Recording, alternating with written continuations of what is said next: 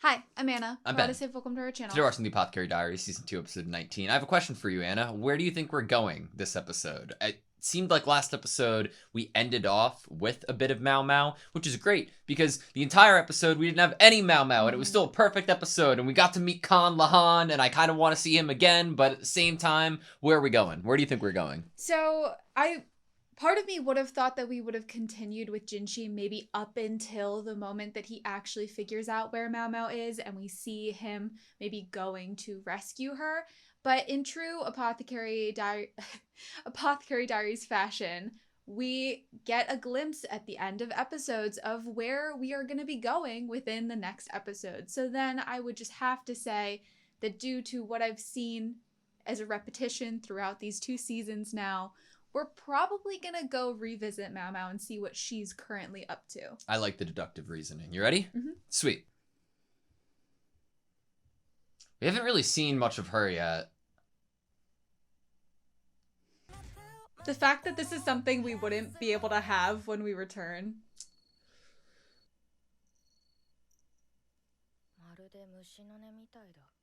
Ooh.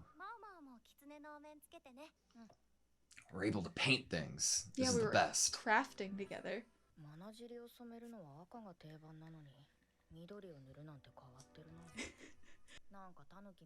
Maybe it's because she likes bugs.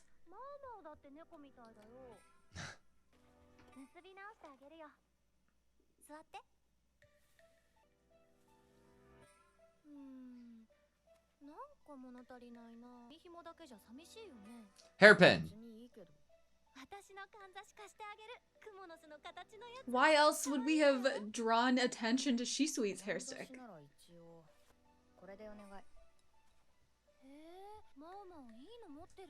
Yeah, it is.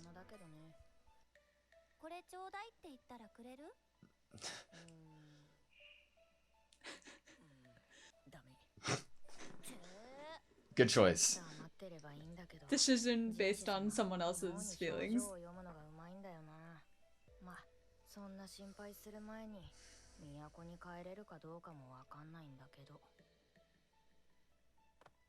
Aww. Doesn't know if she'll be able to make it back to the capital. Mao Mao only has one bun in her hair, as opposed to Lao Lin. You wanted them to be matching? I did.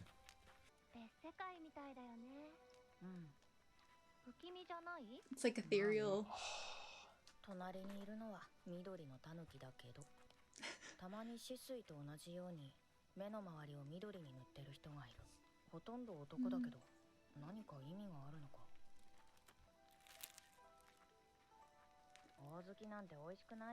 I love the compression.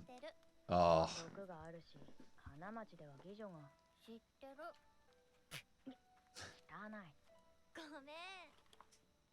この地方には昔ある民族が住んでいたの。そこへ西から別の国の民がやってきたの。ごく一部の村は彼らを受け入れた。西からやってきた彼らには知識があった。畑を豊かにする知識、害虫を駆除する知識。その価値がわかる人たちが村の中にいたの。すると今度は豊かになった畑を奪おうとする者たちが現れたの。それが繰り返されるうちに彼らは深い森の奥に里を作るようになった。Wow. 隠れるように。狐は知識をもたらした西の民のことで、この村の先祖でもあるんだよ。ここの狐は白い狐なんだって。お面も最初は白かったでしょ。色をつけるのは定住してそこの色に染まるってことなんだ。Wow. なんか聞き覚えがあるような。この村の男の人はね、色の見分けが強いんだよ。女の人はたまにだけどね。Is that why mostly the men would paint their masks with the green? 緑に塗っているのは止水も都へやってきた王母たち、そして森の奥深くに隠れ里を作った。 I'm so happy right Didn't now. you ask that last episode? どちらもそう同じくする。西から来た民なんだ。 I'm so happy. こっちこっち。don't you just love going to festivals with your friend slash the person holding you hostage? Follow me. Do I have a choice? Sounds like a root in an Otome game. 何か食べようか。じゃあ串焼きとかどう？ Aw. カエルにイナゴか。マオマオどれにする？ Looks so good. 私イナゴ。この時期のイナゴはぷっくりしてて美味しいよ。 Not only do we like catching bugs, we like eating bugs. カエルは？しばらく見たくないというか。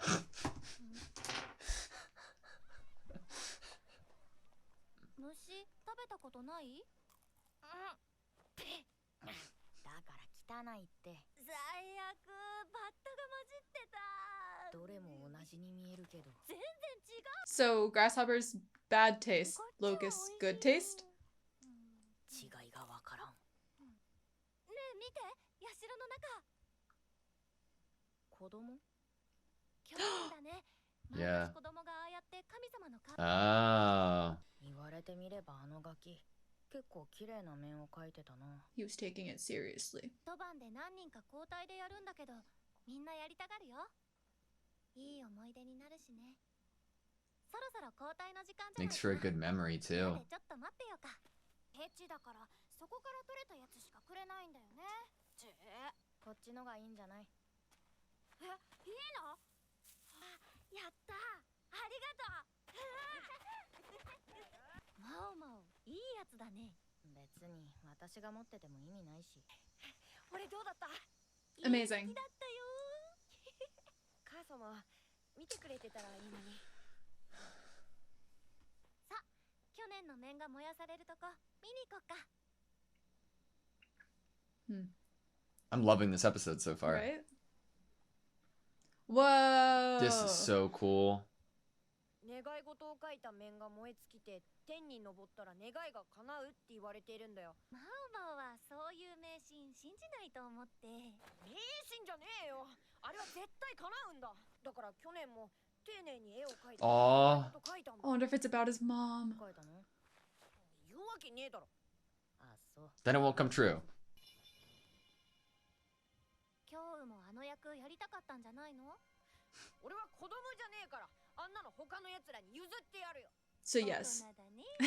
強がってんな。 Get some good archery skills.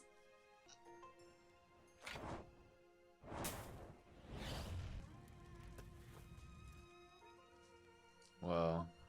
今日の面あった？わかんねえ。ちゃんと燃え尽きるといいな。 You can tell how much he cares about this.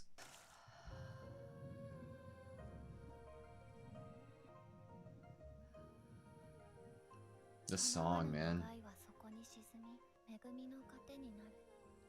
Wow. The ungranted wishes.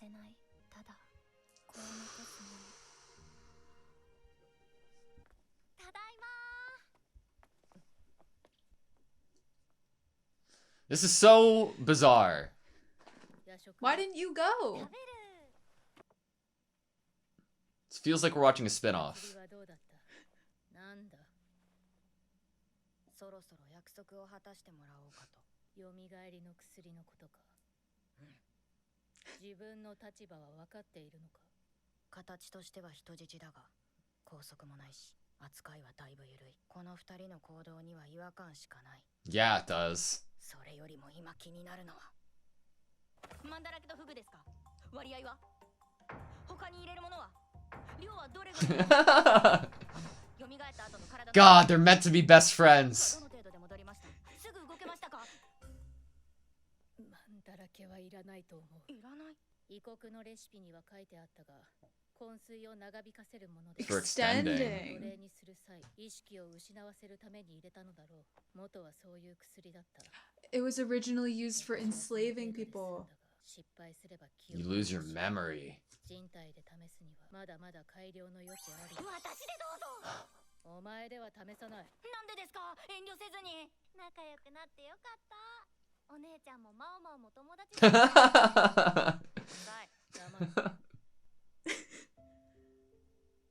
シスイと仲がいいんですね。そう見えるか。Mm-hmm. なぜ私を連れてきたのか。That last question is one of my big questions. Is this like research? All about herbs? Oh, how considerate! So into it.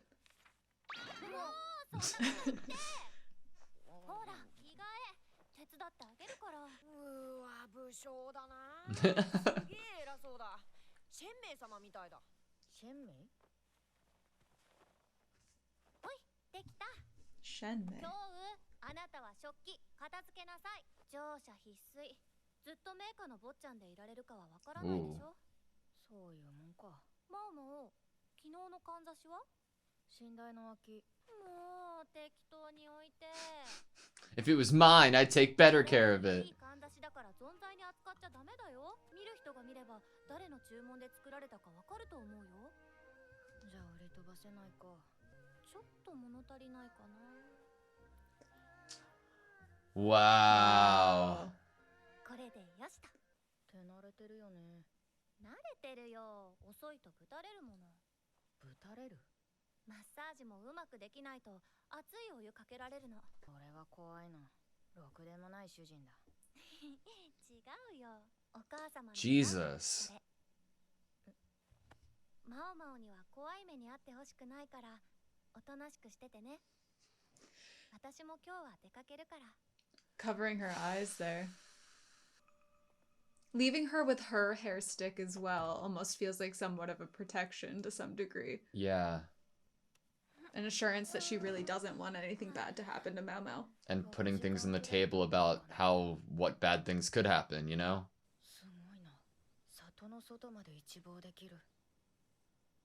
But we can't go there.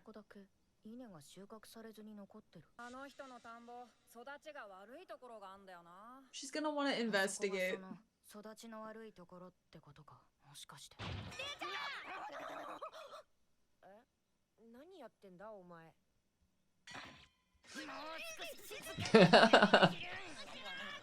お？ああ、佐藤座の古い倉庫だよ。ネズミが入るからって床が高い新しい倉庫を作ったんで、今は使ってないんじゃね？ So they had a rat problem. でもお前見張られてるんだろ？まあ行けなくもないけど。 本当にどうやって？仕方ねえな。教えてやるよ。俺が勉強から抜け出すために使ってる抜け道をな。やっぱクソガキだ。But he's useful. He literally has a secret passageway behind a piece of furniture. この窓の大きさと残ってる稲の幅、だいたい同じくらいだ。ここだけ夜もずっと光を浴びていたんだ。 窓から漏れる光を。光が当たってると育たないのか？普通は日当たりがいい方がよく育つと言われるけど、昼夜ずっと明るい光を浴びると continuously ことがある。周りの環境を変えて咲くべきでない時期に花を咲かせたのと同様に、水霊は言っていた。薬を人体で試すにはまだまだ改良の余地ありだと。So are those our test subjects? 捕まえやすい小動物で試してたということか。 Nice! He's so useful! Give him his props. Tsuri's shop? Seems like it.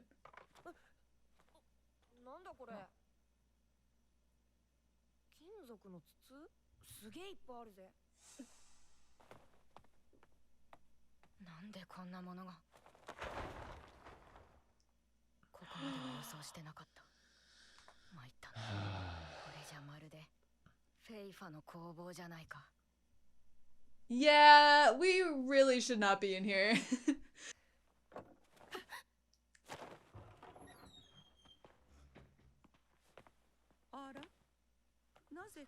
Oh, fuck.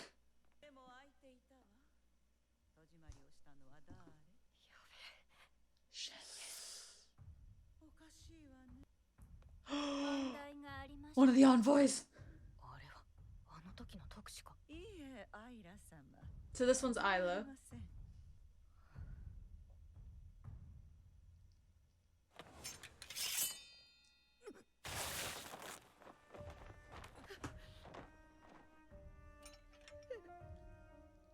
いネズミが2匹入り込んでいたようだけど。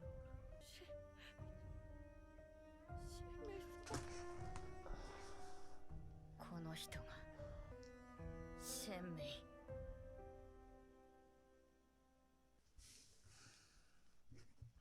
Oh no. Oh no. Joe was like petrified. Yeah, and He's my seen some God. shit, man. Okay, that was the Apothecary Diaries Season 2, Episode 19. You know, sometimes there are characters in shows that they give off the impression that they're not the nicest people, or that they're evil or malicious, but it's just meant to subvert the audience. In the next episode, they come out the gate being nice. I don't think that that's the case with Shen Mei. I don't have a good feeling. I really don't have a good feeling about Shen Mei. I definitely feel like this episode, it felt really jarring to stop where we did, because it felt like it should have continued. It felt like part 1, we're gonna go right into this part 2, even if it's something that I might not want to witness because of the feeling in my stomach and how much fear I have currently for the well-being of the 2 characters the rats that have been caught by Shen Mei. You know, I have fear here, and so while it does feel like we should be going right into the next episode, I am fearful about even seeing the aftermath, the fallout of being caught where we should not be. Yeah. Everything about Shen Mei is terrifying me. Mm-hmm. It was interesting because, like, when we first were introduced to Lacan, we didn't know how to feel. We didn't know what to think. I think we were definitely trying to be like, okay, should we feel really strongly in one way or another, or should we leave an opening up there to be like, oh, he could be subverting our expectations? Like, one of the feelings that I think that I had, like, upon seeing him at first at the end of the episode when he's peering over the balcony, I'm like, ugh, I don't like this. This is creepy. This is weird. I don't like it. This is at a different level with Shen Mei, and I think that there's a lot that goes into why that is. Most of it, in my opinion, comes from Shisui or Lao Lin's dialogue this episode. So we're talking about family, and you know, my current guess is that Shen Mei is Lao Lin's mother or grandmother. There's relation there regardless, and that Shen Mei was the one who was teaching Lao Lin. That's at least my initial interpretation. I would like to bring up the lines of teaching her or beating her, but teaching her, I guess. Yeah. In terms of proper ways to brush hair or moving quicker. Because we classified it first as a master, and then we were corrected as it wasn't a master, it was my mother. And when we're talking about, like, I get beaten if I'm too slow, and we see Mao Mao's reaction, beaten, I have to give good massages too. Otherwise, I get hot water thrown on me. That's why I learned quickly. That's scary. You had a terrible master. Not a master. It was my mother. And the smile saying that with her eyes closed is heartbreaking, because it like punches me in the stomach when she says, I don't want you to get in trouble, Mao Mao, so stay put, okay? It's like, I don't want you to experience the things that I did when I did something wrong. And that goes completely into her reasoning for another reason that she wouldn't want Mao Mao to leave this place. Not necessarily because of her escaping or whatever, but if it doesn't go the way that Mao Mao wants it to, she could get punished in a similar way. I feel like what we just brought up in terms of lines, and then it ending with, I don't want you to get in trouble, Mao Mao, so stay put. Prior to kind of hearing about, oh, I have to move quicker or I would get beaten, I can't be too slow, is Kyoyu relating Mao Mao to Shen Mei. And now we've met Shen Mei, and I'm like, hey, don't compare Mao Mao to this scary, intimidating woman that I just met. But maybe, like you said at the beginning of the discussion, maybe we will learn more about her and she won't be as scary and intimidating as we thought. But I feel like these 3 things end up possibly connecting with is it even a theory to maybe say that Shen Mei is the mother in question, or just a relative, but the mother in question just for theory's sake here, if we're possibly connecting all of these lines. And to connect all of them, the ending line, I don't want you to get in trouble, Mao Mao, is that directly connected to this person? Like, are we saying this is the person that could be hurting you if you got in trouble. Yeah. I actually really love the comparison that Kyo made of Mao Mao and Shenmei. And I wanted to take it a step further and like let's say that for conversation's sake, even if I'm probably wrong that Lao Lin's mom is Shenmei, that would make Suri's half mom Shenmei. If Shuri, which I want to go into Suri and Mao Mao as well, but it's like, what if Luomin wasn't Luomin? What if the person who got Mao Mao or chose to raise Mao Mao was a more malicious person, or a person who had motivation for a throne or a goal, and they have this inquisitive knowledge and information about herbs and about and interests about medicinal things like Luomin does, or like potentially Shenmei does, but instead of using it in the way that Luomin did, they did it in a way that Shenmei might have, and that could have created a person who comes out like Suri. And I want to bring up Suri because we get a line that was like from Shisui that was like, neither of you have many friends. And it like bridges this alternative reality of they do both have so many similar interests in regards to medicine and ingredients that they could be best friends in another timeline. And it almost makes you sad, like, on if that is the route that we're going down, one of the two out of Mao Mao and Suri is injured for the rest of their lives based off of probably doing something they were instructed and told to do. I remember at the end of season 1, we came out of it being like, okay, so Suri was to show us maybe that example of what we were fearful was going to happen to Mao Mao, that she was either going to be framed for or believed to be, even if she didn't do something that was harmful, but believed because of her interest and curiosity and knowledge that people would be suspicious of her. That Suri is here as that kind of parallel character that is the one doing things for malicious reasons with the same knowledge and talent. But it definitely shows how things can be so. It brings me back to another conversation that happened in this season when we're talking about certain herbs or oils, and we talk about how, like, oh, well, all of those great effects and side effects, shadow and cloud over any of the negatives that might exist. So it's kind of that same conversation, as both of them have the same knowledge, or at least to some degrees the same interest in sort of subject that they are knowledgeable in, but one is using it for what we're seeing is, I guess, darker goals in mind, and one is trying to save lives. Yeah. But it all stems from the same place, the same knowledge. What is your current interpretation of why Mao Mao is being kept a prisoner in the way that she is? Like, we get, like, she has more free reign than you'd expect somebody in her position to have. You could hypothetically, if you have just a prisoner and you're treating them, if you have a prisoner and you're treating them the way that you're treating Mao Mao, you could gaslight somebody into being like, oh no, they're lying, they weren't a prisoner, look, we haven't done anything, they're in pristine condition, we've taken such good care of yeah her. Exactly.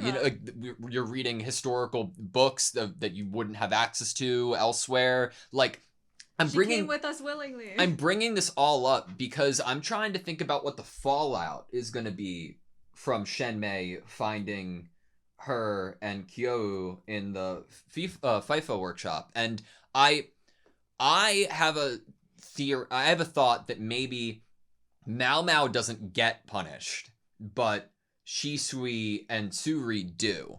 So here's my thought for why. Or maybe will. I don't know. Maybe Mao Mao will get punished. You can have multiple. Yeah. We're putting theories out there. We're not locking on to anything. So I'm going to bring up a line that I had written down that came from Shisui about the hair stick. Okay. You need to be more careful or it'll get stolen. Do you think it'll fetch a good price? Maybe, but the intricate patterns and everything make it look really exquisite. I think someone with the right eyes could see it and tell who ordered it. if for a second we want to entertain the idea that a comparison between Shen Mei and Mao Mao could exist, they're geniuses, right? Or they're more apt at being, I don't know, just more observant individuals. If Shen Mei is someone with the right eyes and could see it and tell who ordered it, that could be the thing that blows everything up. Like, holy shit, I feel like this isn't just some random hairpin that is expensive that they found. This links Mao Mao as an important character, an important piece directly related to the Rear Palace. Holy shit, like, things are about to change. Who the fuck did you just kidnap? Like, it's hot, you know? Right. But we've already done our research. At least Suri has. I don't know who she shared this with. She knows that Mao Mao's from an important family. We have that line as we're walking toward the village for the first time, like, oh, she's done her research. She knows who my dad actually is. And so, to some degree, the hostage is a very important person within the Rear Palace. Not really. Well, not Rear Palace, but the palace in general. Not really. Because right now, especially with his involvement in Gyokyu, yes. But before this, he wasn't. He was a banished quack for being funny about Lacan. it. Oh, Lacan. Yes, like, yes. Oh, you're right. Who her dad actually is. Yeah. Sorry. Okay, my bad.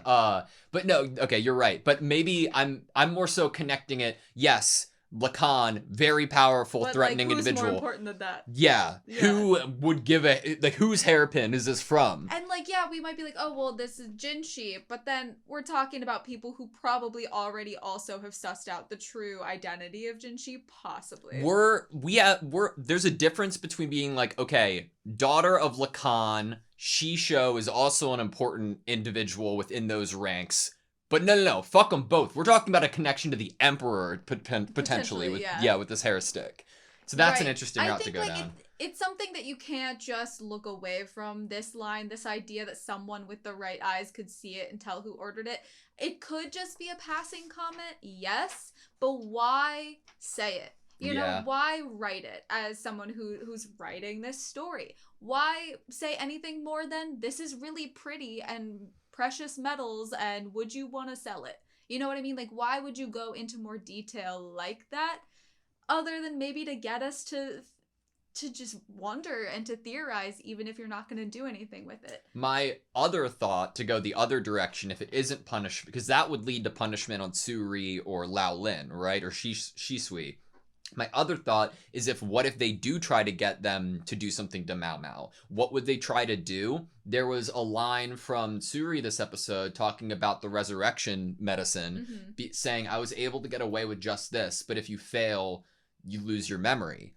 I know that's a little way out there, but like, oh my god. I love amnesia She saw the FIFO workshop. Let's erase her memory of it. I love amnesia tropes. You can't start any good game without an amnesia trope. But this isn't just amnesia. This would be physical repercussions on your entire body, and that is I don't know, man. I don't know. So honestly, what it really reminds me of is episodes ago where we knew that she was now with Suri. We knew that she might learn kind of the ingredients to making this resurrection medicine. We're talking about it being Gyokyu. We talked about whether Mao Mao would actually try to use it, what instances she might try to use it in. I definitely don't think this is going to be her way of getting out of this situation, because I definitely think that obviously Suri was not the one that concocted this recipe. She even says that the thorn apple was in the original recipe from the West, I believe. Yeah, but because they were in a different place, they had to use different ingredients. So that means she was told to do this by someone else, probably through the envoy being able to tell her about it. Therefore, if Mao Mao is unconscious or seems dead, I think they would be extra suspicious of that. I wouldn't have, like, that, not for that route of thinking, but being like, we have to kill this person, or we have to make sure that they can't report back if they're found what information they've learned while they were here. Yeah, so you just want to do, like, a memory wipe. Yeah. Just, like, brainwash but, someone. Yeah, I don't know, dude. Fucking... The fucking color blindness. The color blindness. Many of the men here have trouble differentiating colors, right? Because that was the whole Tanuki mask conversation and painting green. And when we're going into it, it's like 625. It's rarer in women, so that's why they paint around the eyes in green instead of red.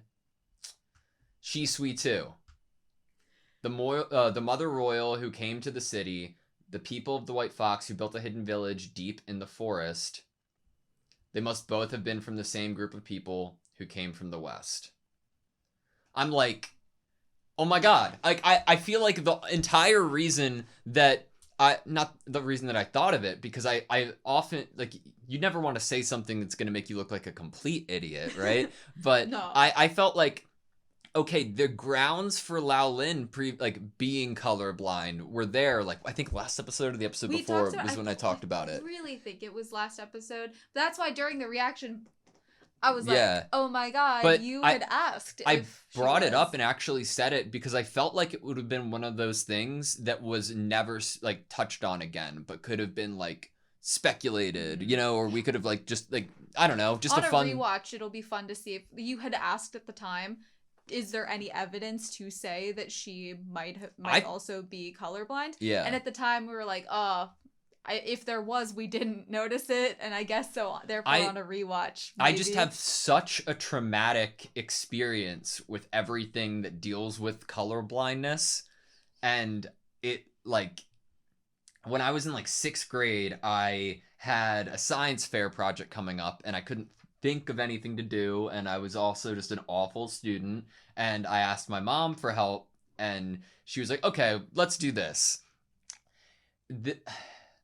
We proceeded to be like, all right, let's do a colorblind test. We're going to get several color wheels, different colors on each wheel, on each palette, and we're going to attach them to a drill bit. We're going to put them in the drill, turn the drill on, and spin it. Those colors that are on that color wheel will come up with will turn into one color, probably like an off-white, a beige, and depending on how you interpret that beige on different color swatches could indicate which type of color blindness you have. No, that's not how things work. I'm an idiot, and we were stupid, and we were very stupid, and that's not how it worked. You didn't win an award. I didn't. It did lead me to get told that I had to go get a colorblind test, and I was like partially had deuteranomaly or something. It's like mixing with the reds and greens, but I didn't get an award. But in 7th grade, I guess I took it to heart. In 7th grade, I went all the way to first place in like the regional science fair because we did, and I did an experiment that was like, if you have bean plants and you're growing them in soil that's being watered by well water that has iron in it, because we had well water, and you held a magnet vertically above the bean sprout where it's growing and gradually raise it, would it improve the growth of the bean plant because of the iron? Did it improve the growth? Yes, it did. It was fucking sick, dude. That was really cool. So my science fair project, it was because I really loved cats at the time. I didn't win any awards for this. This was not true science. There was no discoveries being made on my end that would have been newsworthy.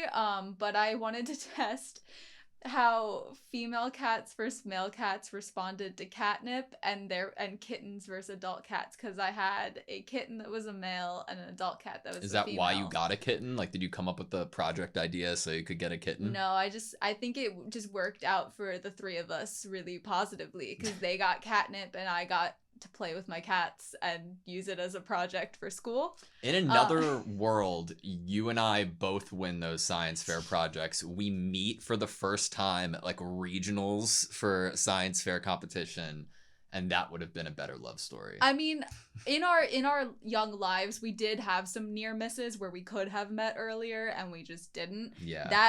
That could have been it. Dude, my brother met his now wife of 10 years in high school. Mm-hmm. And after they got married, or while they were engaged, I believe, they had always talked about like, oh wait, we might have went to the same preschool. Whoa, really? They found footage of their preschool graduation and they were sitting next to each other. And I was Which like, is damn so it, fate. That's so cool. You know what else is just incredibly fate? Our science fair projects in regard and related to the Apothecary Diaries. It's like we went back in a time machine, honestly, because if you think about this arc, especially in season 2 of the Apothecary Diaries, we have a cat that loves Silvervine catnip that's helping everyone figure out that Mao Mao was kidnapped. We have color blindness, and we have Mao Mao finding the Feifo workshop by looking at some plants and what the sunlight is doing to them and their growth. I think that you're wrong, and it's just examples of how we're stupider than Mao Mao because we wouldn't be able to do it. I never claimed to be as smart as Mao Mao. I would never ever do that. I'm not solving the door problem, obviously. You know what? You know what you would be in this episode? Oh no. Not Mao Mao. No. You would be Kyoyu because you would have pickpocketed the you would have gotten in the lock to this workshop. Yeah. 100%. I don't know how much I can say. I got kicked out of a restaurant and banned from it one time because when I was just turning 21, I got really drunk, and I had a very interesting upbringing in like how my mother trained me, for lack of a better term. And I was really drunk on my it was right after my 21st birthday. And I went into the bathroom, and there was this really interesting looking closet door in the bathroom. And I was like, something's got to be in there. It's too suspicious that there's a closet in the bathroom. So I opened my wallet so I could get out my wallet lock picking kit that I kept with me everywhere. And I picked the lock, and I opened the door. And right when I opened the door, one of the employees opened the bathroom door because I forgot to lock it because I was drunk. And they saw me opening this bathroom closet door filled with toilet paper and cleaning supplies for a bathroom while I had my lockpick in hand. You could have just said, you're out of toilet paper. I was trying to help you out. Oh, yeah. But you were focused on the wrong lock. You didn't lock the bathroom door, but you were focused on the lock of the door in the bathroom. But yes, okay, maybe you're right. Yes. Maybe I am Kyo in another life. Mm-hmm. But what do you think happened to his mother?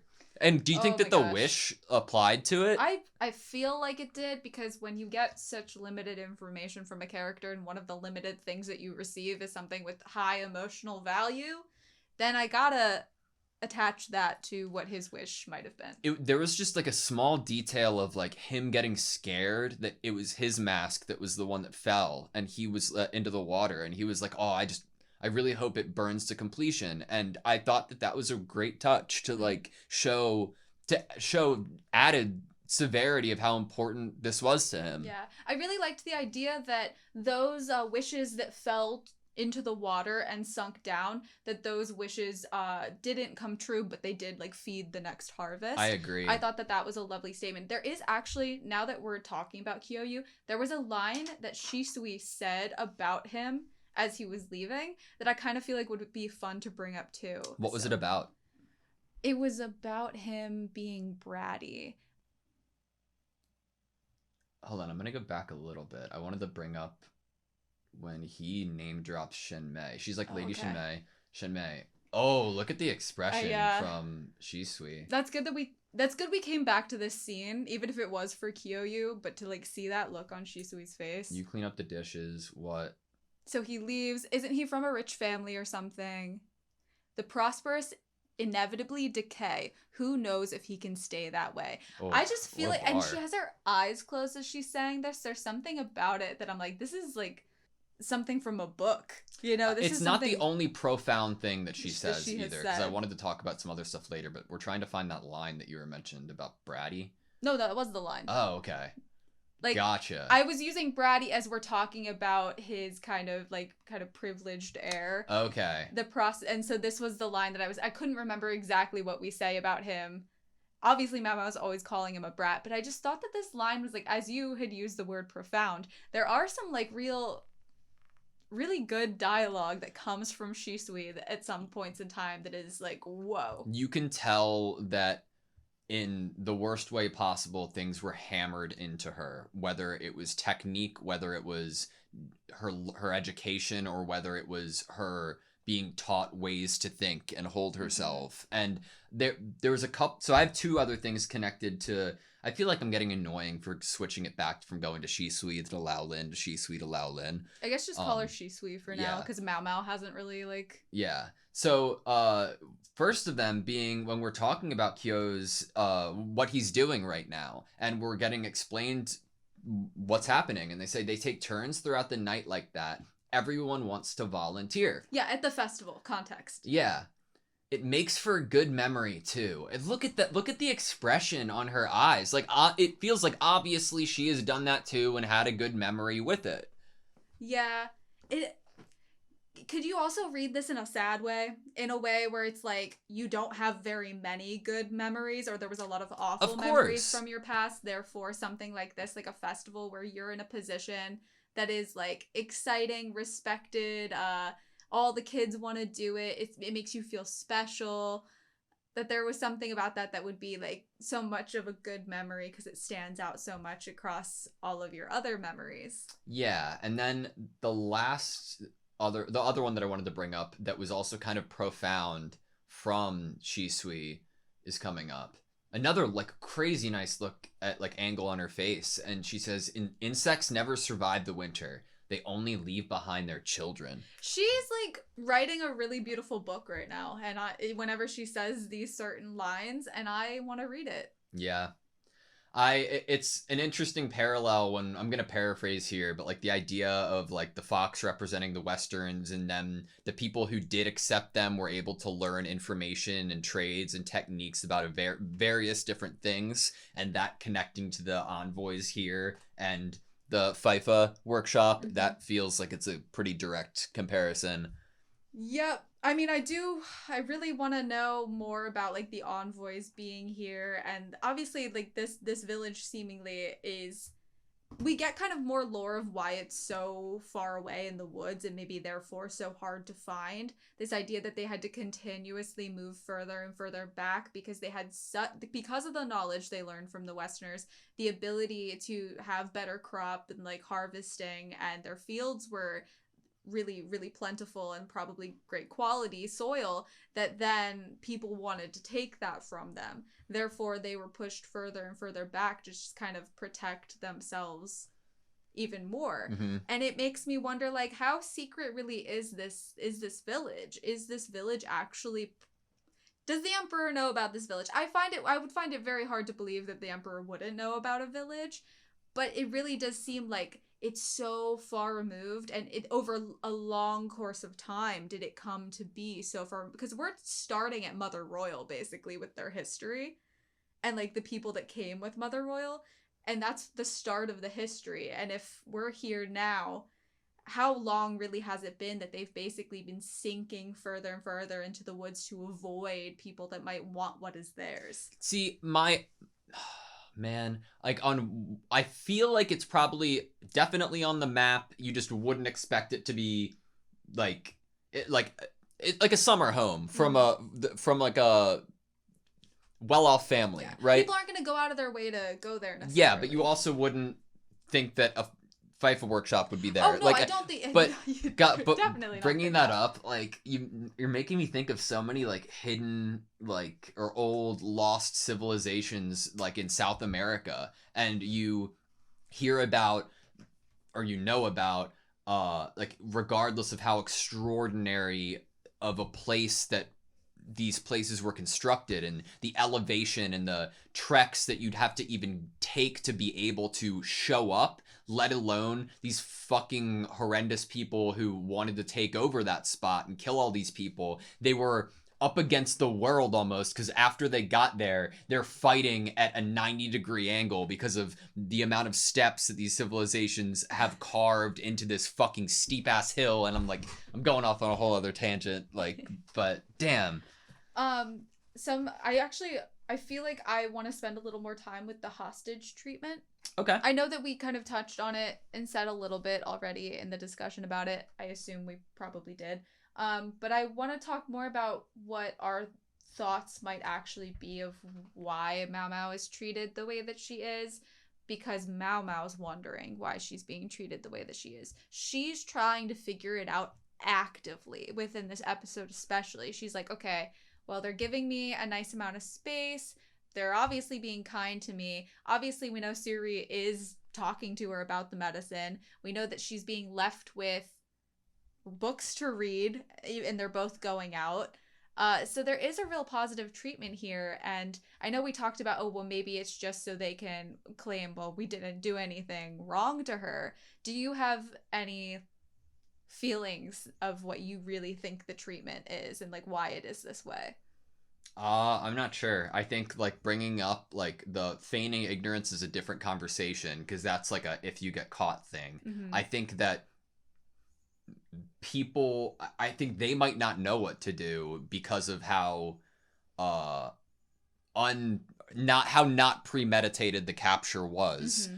I don't know if anybody here would know that they even have a hostage right now either. Like I have no idea. It can We don't I have a know lot who's of in, ideas. yeah, we but don't know who's in the know.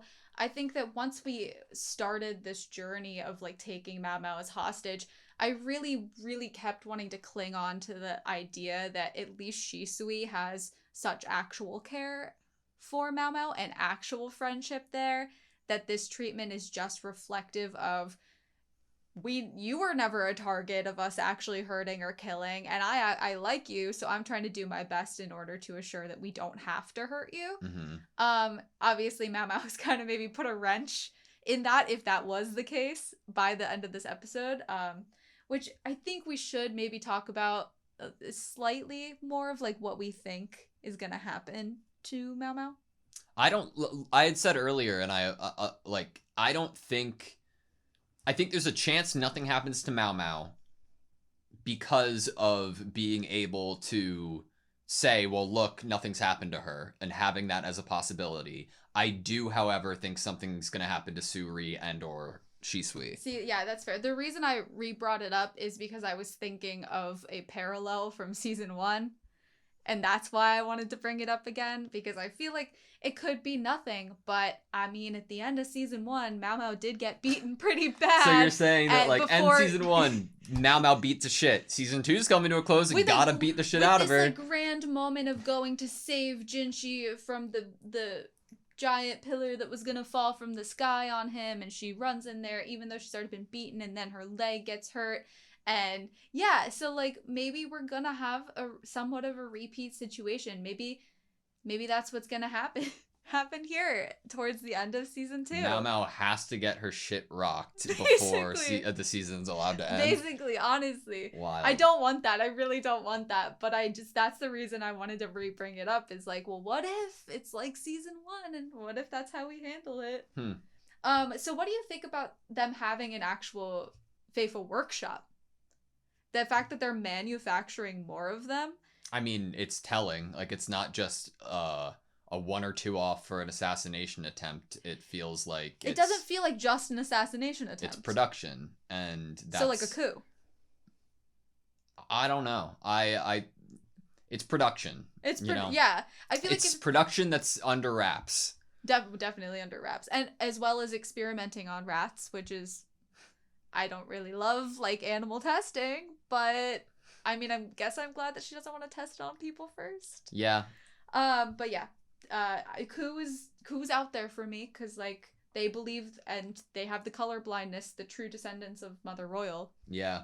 My biggest thing is still, like, it was such a specific line. I feel like every line that Shisui had this episode was so fucking important. Good. Whether it was being like, yeah, neither of you have friends, to what I was about to say. Like, it's the right eyes. When they see it, they'll know who ordered it. And I feel like... I really hope that's the case. I'm like, please, please, please, because I'm so scared to watch the next episode. Or at least if that's the case, that's the worst case scenario if you care about Shisui and Suri's safety. If they're like, it's fine. Like, yeah, it's Lacan's daughter, and that's fucking rough, whatever. Maybe we don't even say that it's Lacan's daughter so we don't get punished, and then it's like, oh, yeah, but look at this shit. This directly connects them to royalty. You guys fucked up. I'm gonna take it out on you. If they've done their research, then they would also know that Jinshi bought Mao Mao from the Verdigris house. Yeah. So then they would know already. If they knew who Jinshi actually was in terms of true identity, they would have been able to connect Mao Mao to him anyway through that. But that still brings into question who's in the chain of command, who is receiving knowledge and who isn't. Yeah. And if the hair stick would mean more than Master Jinshi to them. I don't know. I'm just scared. I'm sorry if I was rambling too much. No, you're good. You have anything else? I'm good. Okay. Thank you guys so much for watching this video. Please like, comment, and subscribe. We hope to see you next time.